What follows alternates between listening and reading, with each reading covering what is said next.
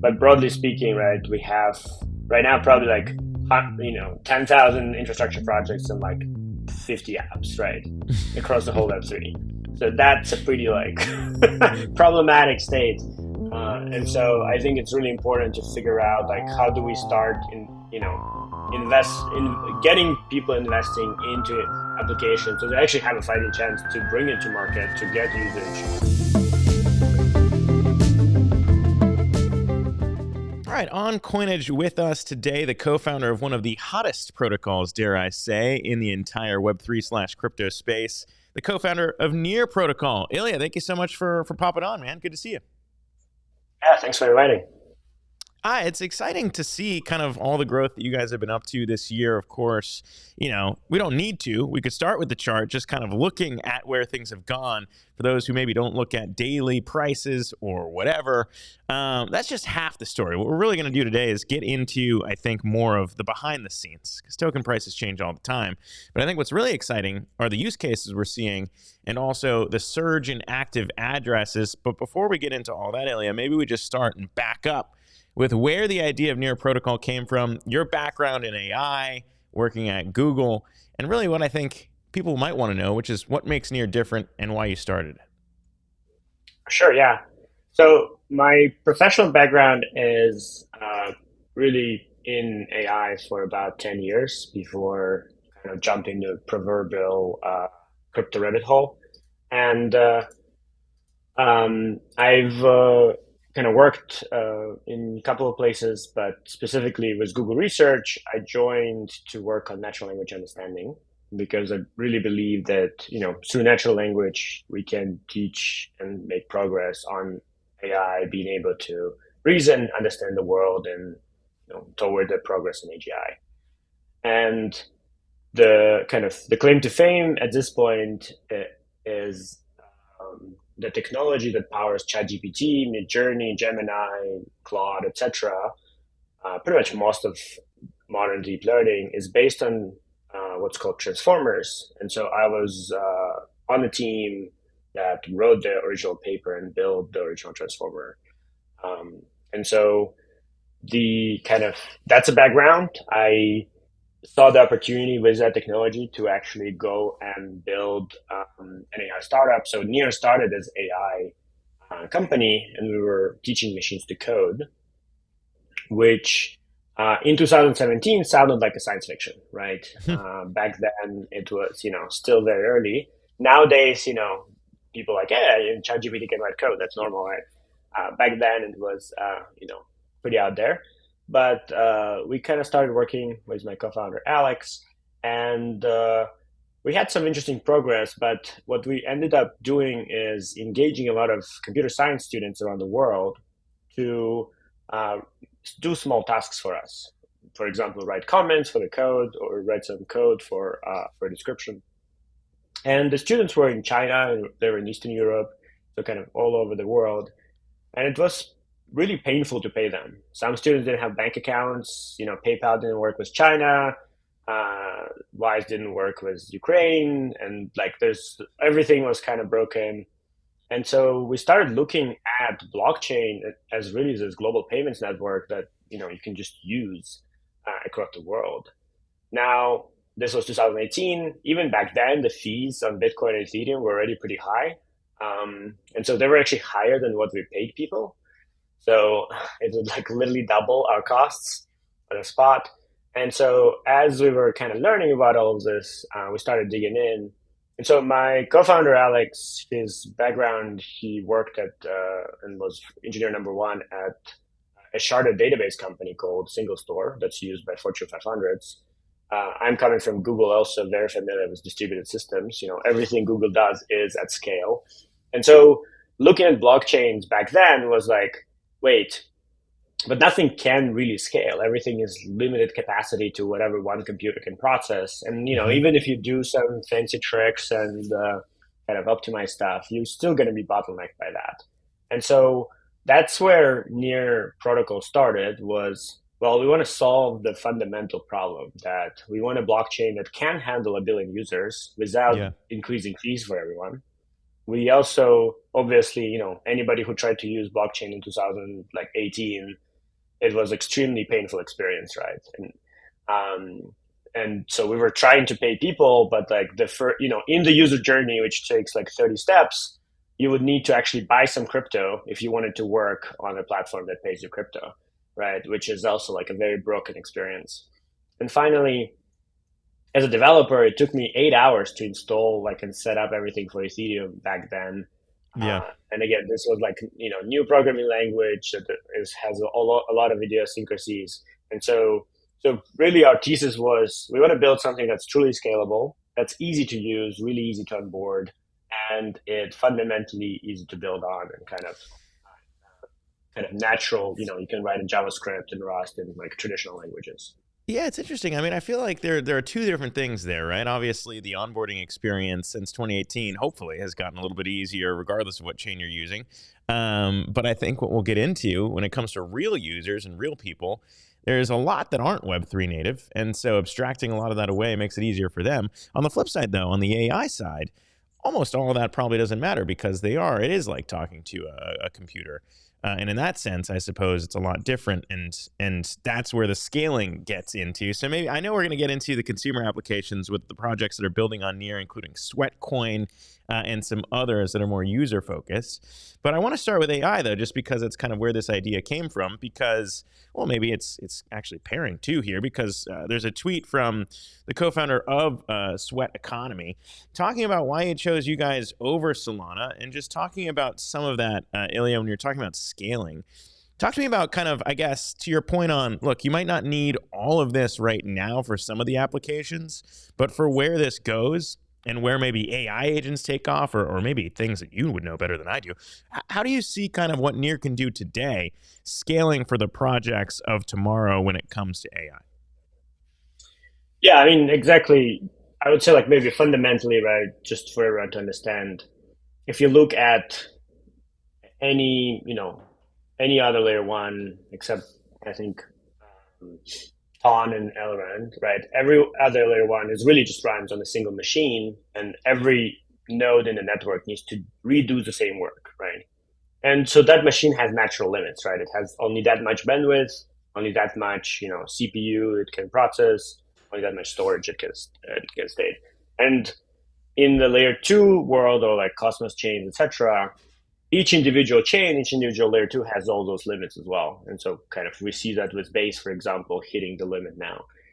So if you want to have kind of a single environment that is really, composable and working, you need something that parallelizes computation. And so that's the idea of sharding. That's kind of what we, fundamentally pioneered and built.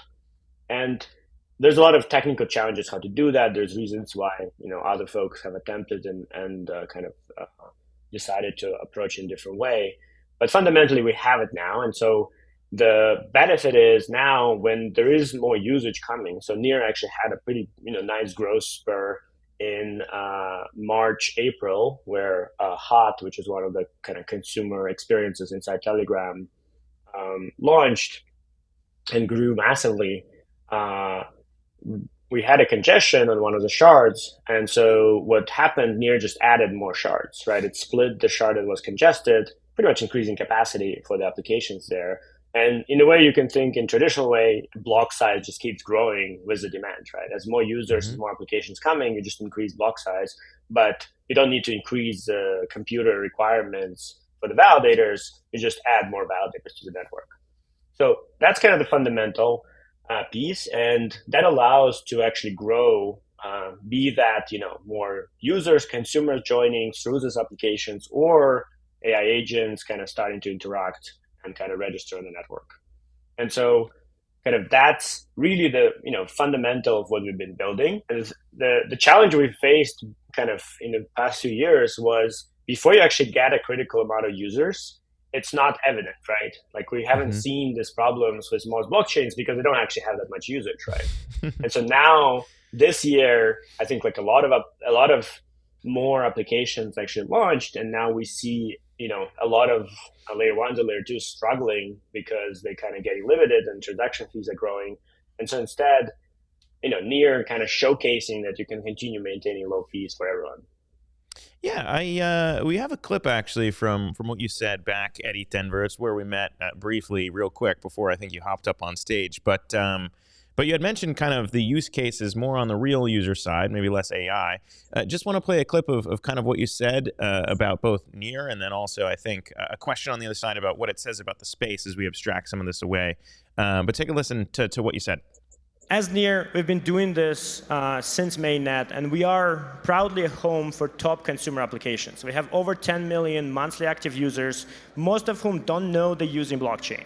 They use it through different applications like Kiteching and Sweatcoin, PlayEmber, and Hot Wallet to really interact with all of the Web3 without thinking about the kind of underlying details, gas fees, and other pieces of infrastructure that we all, really working on. So I guess that's kind of like where the bet is, right? Is that you can like abstract all this away. You have a bunch of users who don't even know they're using Web3 and just kind of make it seamless. I mean, is that kind of more of the bet of where Near is going, or is it that mixed with, I guess, all the other AI uses that could potentially pop up? Yeah, exactly. So, I mean, we kind of outlined this idea. We call it chain abstraction, right? And obviously, there's a lot of folks who are following in kind of as a group of us pushing this idea. But in a way, Near started with this, like, because if you want to onboard users, you want to them to start interacting, start maybe earning in crypto. You need to abstract the blockchain. You need to remove the gas fees from their kind of mindset. You need to definitely not show them seed phrases and 0x XYZ stuff. Like, that's just like too scary for people. And so you need to create an experience that abstracts the blockchain and offers them extremely easy kind of onboarding. And so Telegram wallet, the Hot, is a really good example. Minbase has extremely easy onboarding as well. There's a Meteor wallet. Like, all of this experience are built on top of the fact that Near fundamentally kind of did a lot of things differently, right? The account model is different. The naming of your account, like my account is Illia.near or root.near.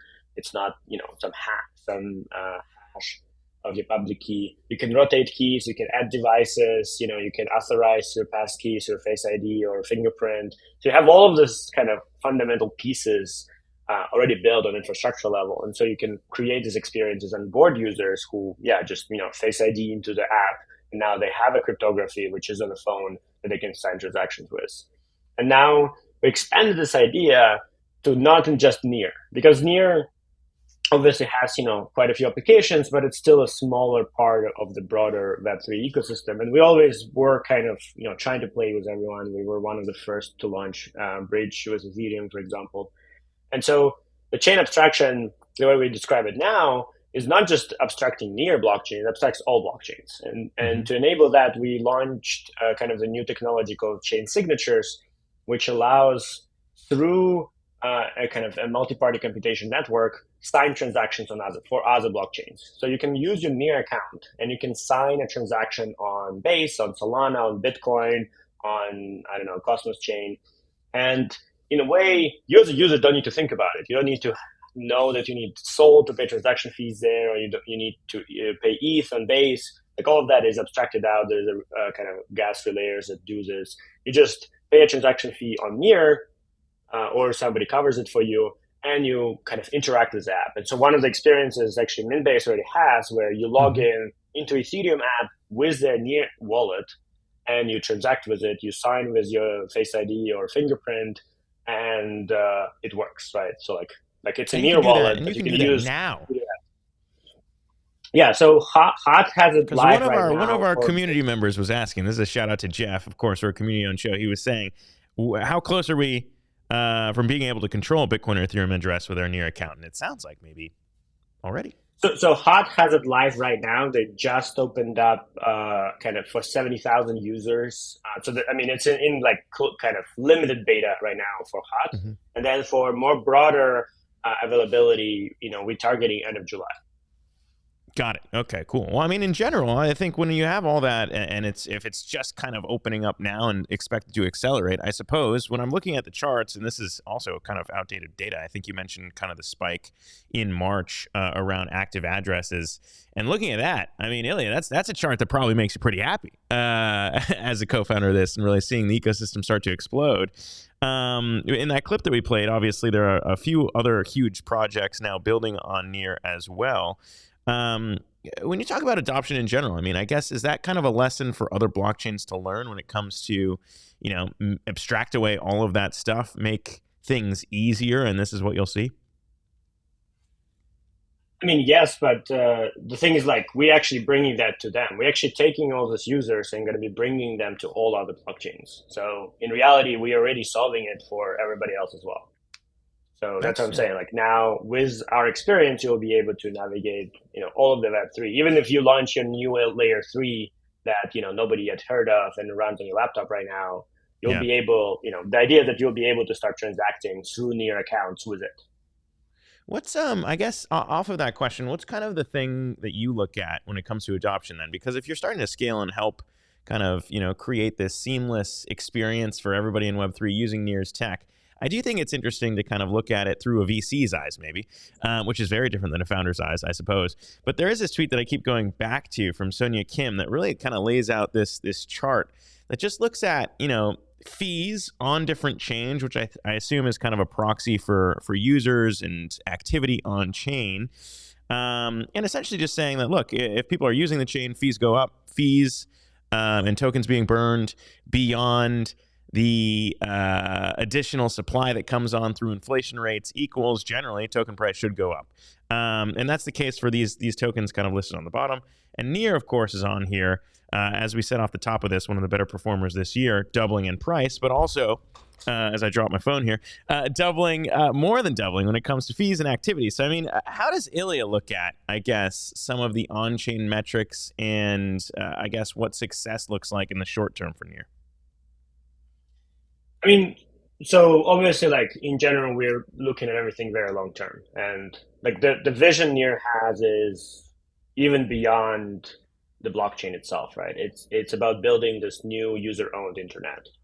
It's making everyone to control their assets, data, and power of choice, power of governance. It's a fundamental kind of reshaping of how we interact with computing, right? That's the broadest vision. A lot of Web3 is also looking at that. A lot of the AI, capabilities are part of this vision as well. And so there, I mean, I outlined this goal actually in 2021, which is I wanted to bring, kind of through the ecosystem to bring 1 billion users on chain in 5 years.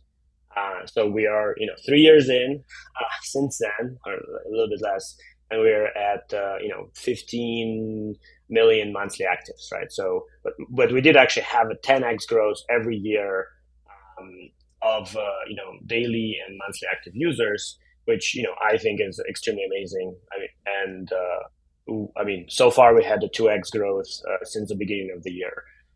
And similarly, you can see on transaction processing. But again, looking beyond that is how many people are onboarded in this chain abstracted way is extremely important. And through that is, we want to be starting to fundamentally change how they interact with computing, how they interact with finance by using this technology. Again, AI and blockchain all of that power together. Yeah.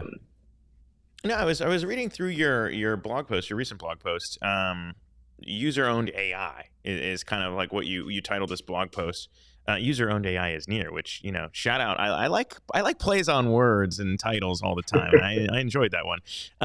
But I feel like for you, Ilya, as kind of an expert in AI, as you're watching all of this play out, what does user-owned AI even mean? How do you see kind of sovereignty in that respect play into blockchain? Because obviously, kind of the joke is everyone moved out of crypto to go chase AI, and now here you are essentially kind of in the reverse, leaving AI behind to build crypto. I mean, it seems like these are intertwined, but what does that mean? What's the goal there? And I guess, was this always part of the vision?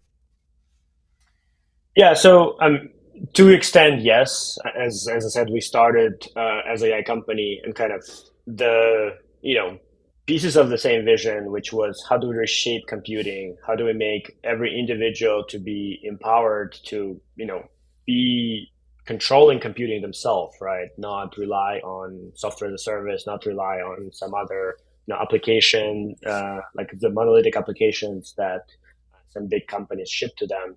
That's kind of where near AI was coming, and so it's really like within the same broader vision, just a little, we focused on a little bit dimensions, but kind of maybe just to frame user-owned AI, it's really about making AI to be on your side, focusing on your individual well-being, economic success, and right now this is not what's happening. Right now, this kind of AI capabilities are built by large companies which have very specific incentives around continue posting more revenue, right? If they don't do that, they actually, fall into a death spiral. And so, to ensure that when they already have achieved their target audience, right, they cannot grow, 2x more users at this point. They need to capture more of your attention, right? So they actually have a very like opposite of incentive from what you are and what your interests are.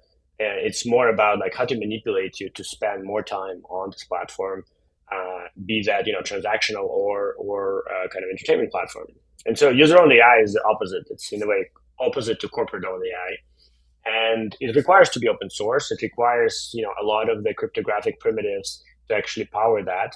But again, most importantly is its goal, right? As I said, is ownership. Like ownership is on your side, the control is on your side, and the in a way value function, which is like one of the fundamental things what the AI model is optimized for, is about you, not about profit for a company. Well, give me, I guess, extending that point. I mean, give me an example of how wrong that could all go if it continues to be kind of what the status quo is. As you said, incentives are kind of misaligned in normal corporations who have raised or, OpenAI or any other one that's out there, and maybe how some of this could be turned against its users. Because people yell at me for maybe using this example, Ilya, but I feel like I've seen it floated now. The idea of like autonomous drones flying around with bounties on everyone, and you kind of got to pay to survive. If you want to take it to the extreme, but I don't know what your extreme looks like. Yeah, I mean, I wouldn't go that far, although I mean that is also that's an interesting kind of thing to be thinking about as well. I mean, I'm from Ukraine, so sadly, that's kind of what's starting to happen there. But I think the fundamental part right now is think of it this way: like Google historically was a very much of a transactional product, right? You come in, you search for something, you click, and you leave, right? But their business model is about attention, right? The more attention they can capture, the more revenue they can generate. So what it's transforming into is like making you stay there and either keep searching or keep interacting with it, keep kind of engaging you in this loop, right? Similarly, all the social networks are kind of historically optimized for that, right? They are optimizing for polarization of opinions and creating this kind of battle and making you mad so you can spend more time on the platform. So I mean, honestly, like a lot of the challenges we see right now with potentially like political system and kind of people becoming angry and angrier can be attributed to the fact that this is just like there's a machine learning model that optimizes for kind of this divergence of the to just keep people angry and keep people engaged. And so I think like fundamentally we can end up in a very dystopian future where like few of these corporations are pretty much capturing all of your attention, right? Like you wake up, you kind of spend your time scrolling and angrily doing stuff, and then like it's kind of consuming all your time, and same like with other kind of AI generated experience. So Yeah. and the problem is like, especially for Web3, fundamental is like if you get your phone and everything is controlled by one company, you literally, and like all your computing is like that, there's literally no space for Web3. There's no space for actually assets. There's no space for ownership because like, and we see this sometimes even now that people are like, oh, but I trust Google with all of this, or I trust Yeah. Apple with my credit card, etc. Like it's just gonna kind of collapse into that, where it doesn't matter if they are corrupt in some way, and absolute power corrupts absolutely.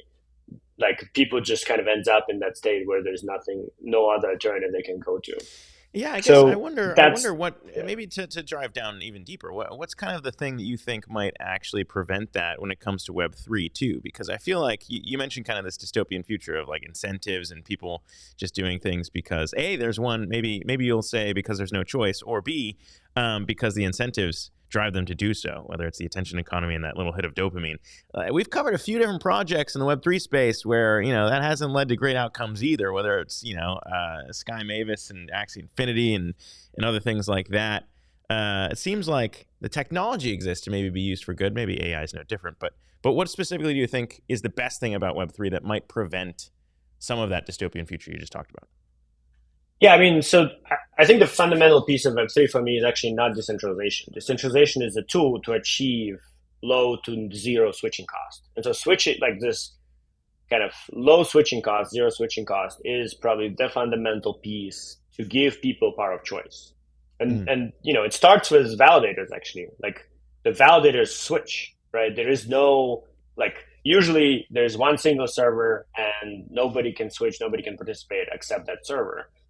On a blockchain, new validators are being elected, they switch all the time. So switching cost is very zero, right? Similarly, then when you use RPC nodes, when you use wallet, right? If you have your key, you can go to another wallet provider and use it, and you bring everything with you. You cannot just like imagine going to another bank and saying, "Hey, can you just get everything from my previous bank?" Immediately. Like if that was an option, I think we would live in a very different world, bank wise. But that's not right. You like if you're using a bank, you're kind of stuck in many ways. Same with like Comcast or whatever, right? Like all of the providers we have in in the two world are kind of very stateful. They are trying to keep you because they are for profit companies, and they don't want to. They actually like literally optimizing models to decrease like increase retention, and so in Web3, we have this kind of opportunity of equal field. And like all of these providers, right, the block producers, the wallet providers, they all are actually companies, but they're all competing on an even field across kind of single protocol. Yeah. And a lot of the, some of the fundamental pieces are addressed. Like to give you an example, it sounds like the best example we use actually is email. Right? Oh, this is the original OG decentralized protocol that everybody's still using.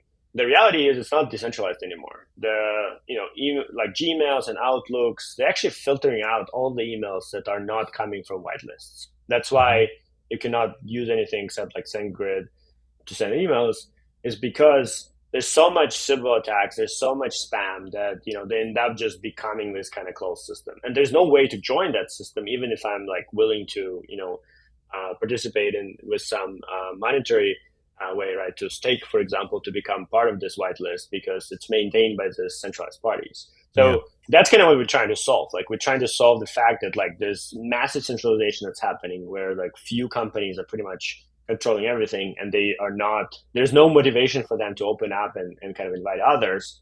Like if they had that, then I mean we need the protocol around that, which like kind of create financial incentives for everyone to participate. And that's what Web3 is really to the table. And to do it, and I suppose to do it in a way that also protects against spam at the user level as well, which is what a lot of spam, privacy, like all of those pieces, need to come together. Yeah.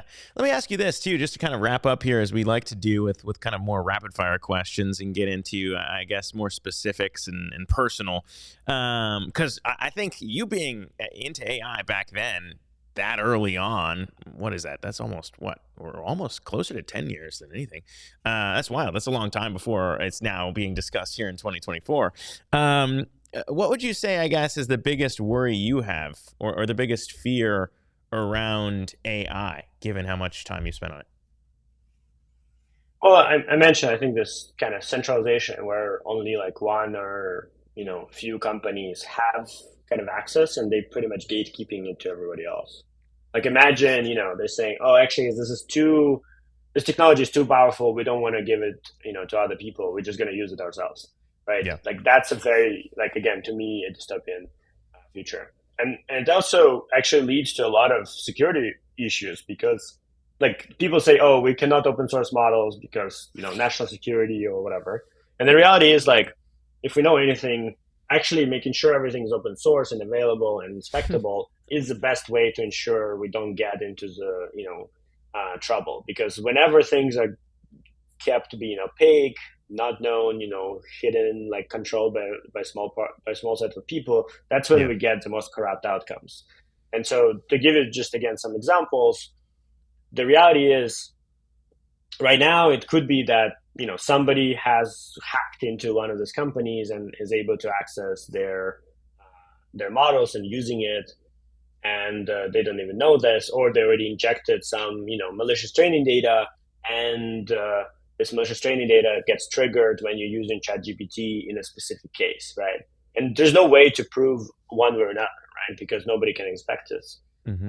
Versus in open source, somebody was actually like very craftily trying to inject malicious code into one of the core tools, and somebody else was running a benchmark, noticed like a very small difference in latency, and found out that there's like vulnerability being injected, which like no code review, no nothing else stopped, right? It's just like the Yeah. fact that it was open source and everybody was kind of looking from a different directions and accessing it in a different way. It prevented a massive, pretty much kind of vulnerability injection into the whole ecosystem. And so, like, if that have happened in one of the companies or nuclear power plants or anything else, like, we would never know, and this would have passed, easily.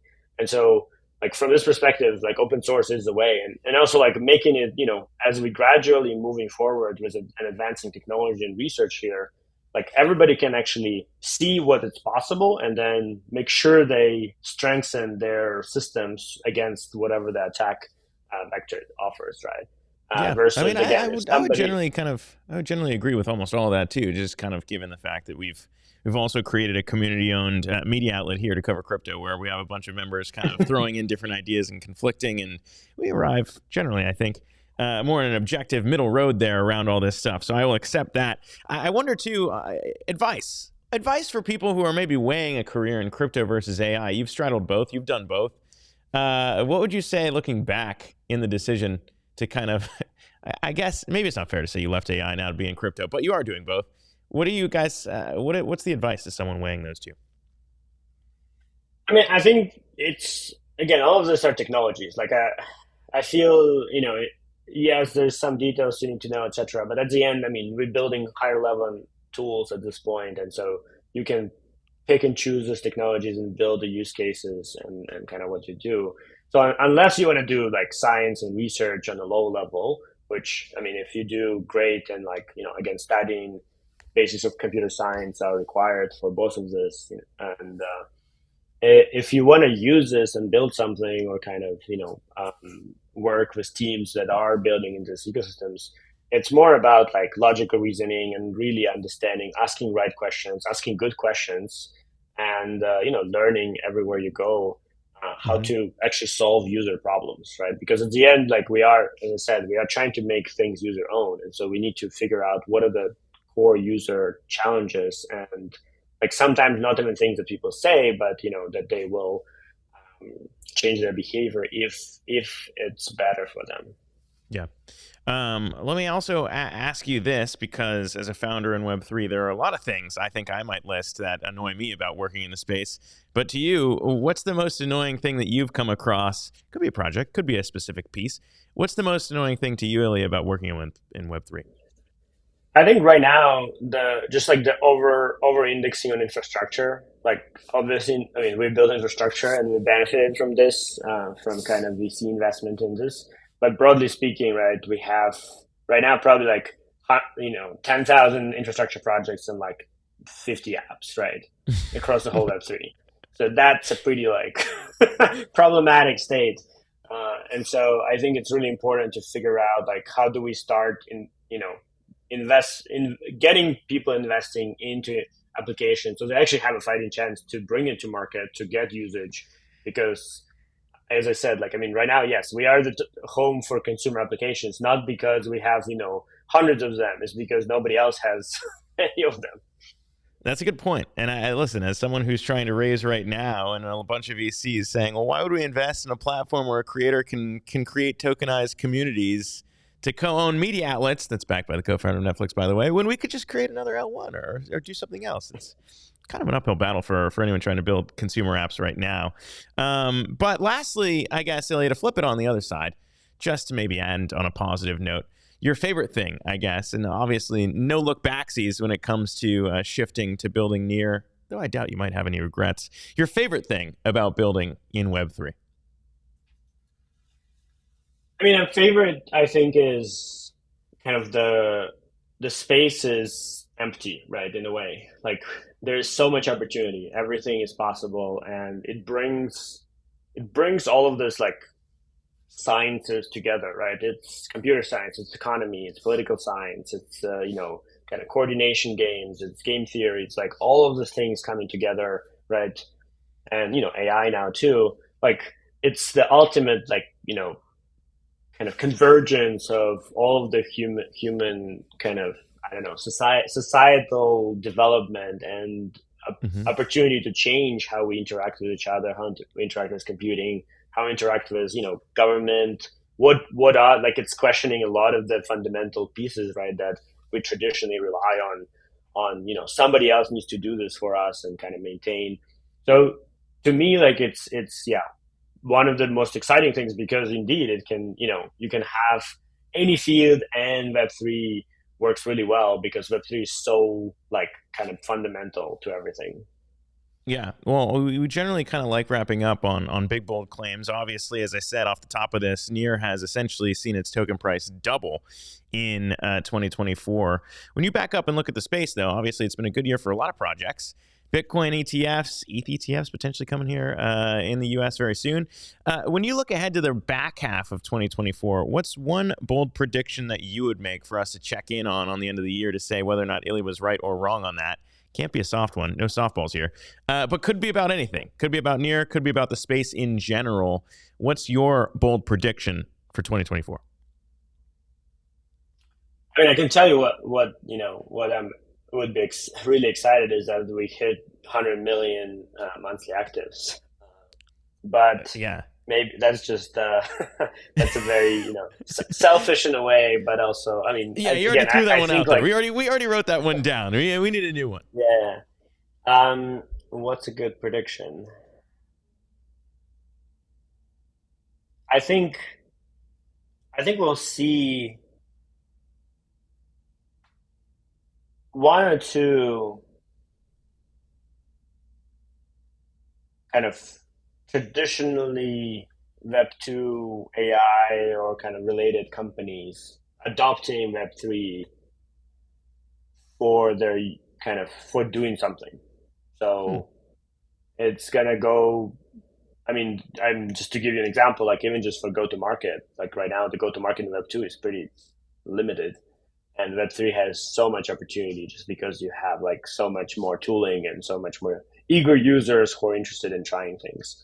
So, be that go to market or maybe using it for crowdsourcing or for something, but we'll see them actually starting to come and actually leverage it as part of their stack, right? Not because they're like now Web3 company, but just because Web3 is actually solving their problem. Yeah, I feel like, again, going back to your earlier point around aligning interests, it just does seem a little bit more native in everything that you can do, whether it's tokenizing things, whether it's, airdrops, whether it's ownership. There's just elements of it that is interesting to start to see it converge. And very interesting to kind of see Near again, not surprising to put it at the forefront of what you guys are building.